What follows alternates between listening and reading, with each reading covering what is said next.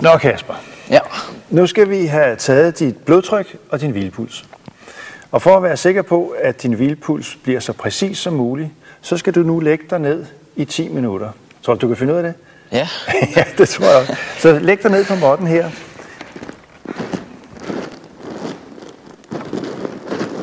Og så skal du bare ligge og slappe helt af.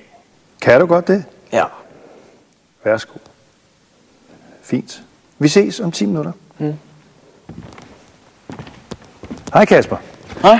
Så er der gået 10 minutter, og du må godt sætte dig op. Sidder du behageligt? Ja, jeg gør. Anbefalingerne er, at man sidder i 5 minutter, inden at man tager målingerne. Det gør jeg så. Nå Kasper, Ja. nu er der gået 5 minutter, og nu er vi klar til at få taget dit blodtryk. Okay.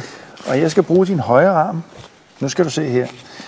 Lige her, hvor slangen sidder, er der en mikrofon. Og den skal sidde så tæt på albuehulen her som muligt.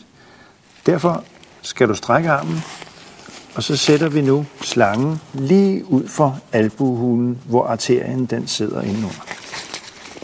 Kan du lige hjælpe med at holde fast her? Ja. Sådan.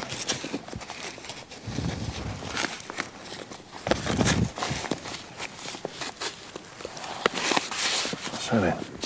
Slangen her, den skal ligge frit, og så er vi klar til at starte målingen. Hvad måler den egentlig? Jamen, den måler 2 blodtryk. Det systoliske og det diastoliske blodtryk. Det første, det er det, som fremkommer, når blodet lige akkurat kan løbe igennem manchetten her. Og det andet, det er det, der fremkommer, når blodet frit kan løbe igennem manchetten. Okay. Jeg trykker her på grøn knap, og så går apparatet i gang med at måle.